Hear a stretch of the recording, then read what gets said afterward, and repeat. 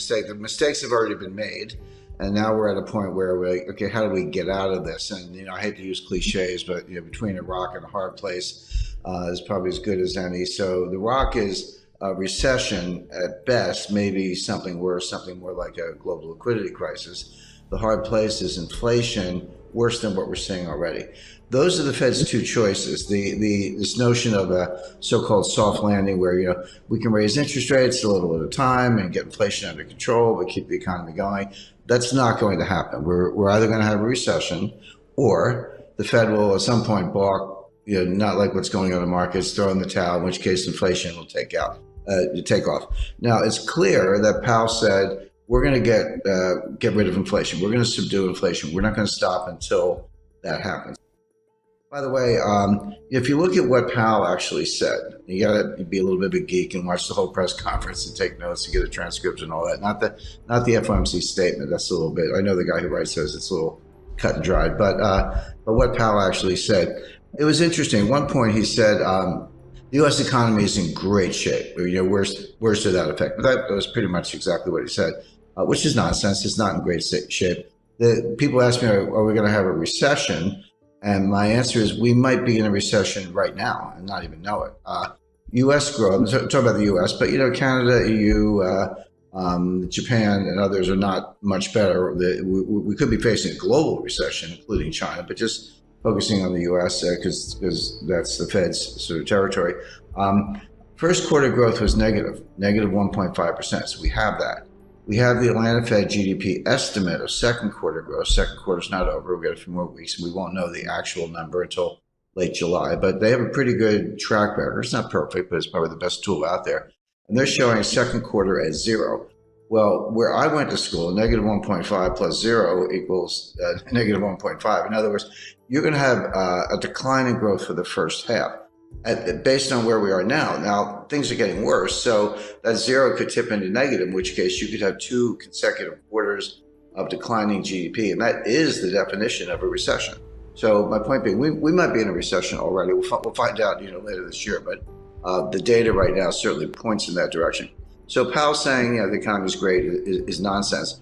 What he said, if you look at all of his other forecasts, he said, by the end of the year, we could be looking at 4.2% unemployment, 3.5 to 4% interest rates, and, kind of 2.7% inflation.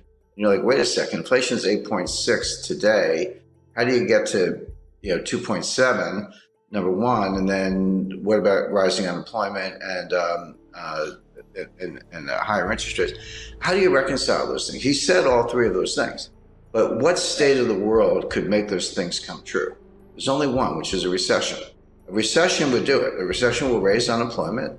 Higher interest rates will cause the recession, and the recession will cause inflation to go down. So in effect, Powell was saying we're going to have a recession.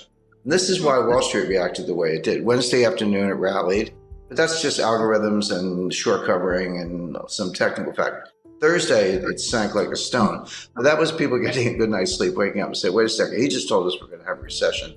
And my point is, not only is he right, we may be in one already.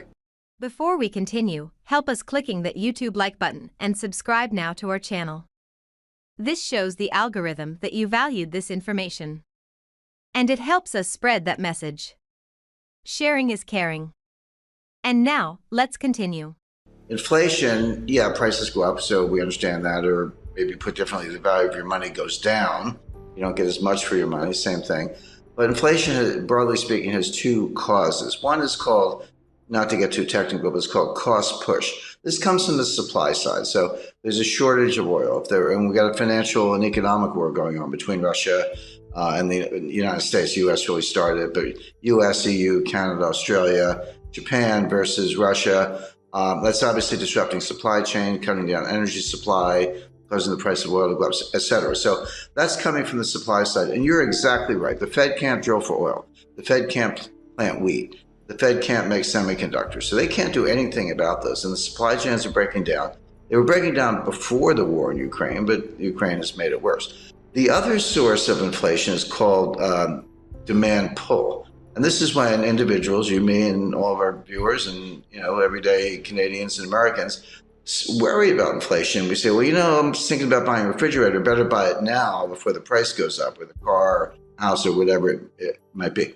They're different, but they affect each other. When the cost push inflation from the supply side has enough effect, there's a tipping point or critical threshold in psychology. We say, maybe it is out of control. I better go buy some stuff. Then the velocity of money goes up, and then you get inflation. So the Fed can't do anything about cost push. They can't do anything about the price of oil, and you're right about that.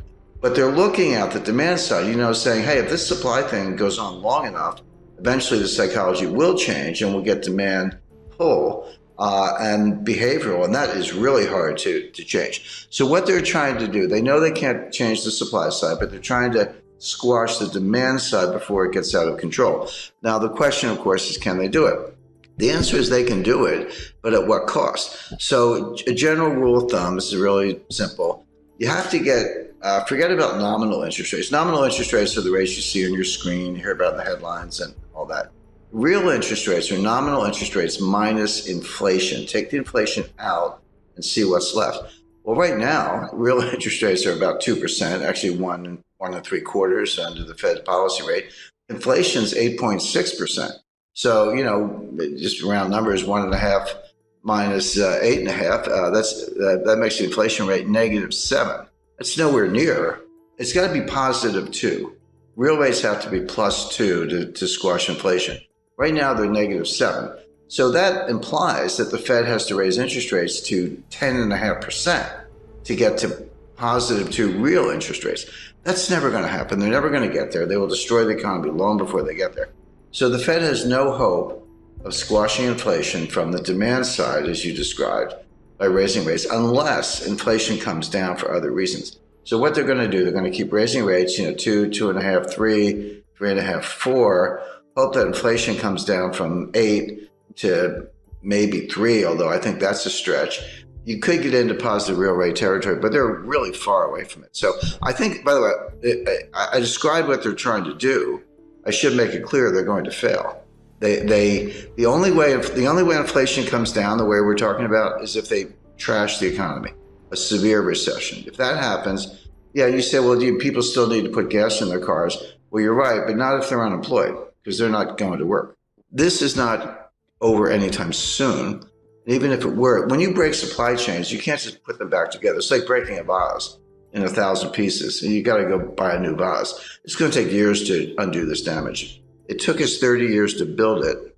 It took us 3 years to blow it up. It's not going to come back in a year. This is going to take 5, 10, 15 years to build a new one. So it's what I call supply chain 2.0. In Africa and Middle East, this will mean mass starvation. You may see the greatest humanitarian crisis in history because they literally can't get the food. Everyone's like, well, gee, you can't get Ukrainian wheat. What's the big deal? Buy it from somewhere else. There is nowhere.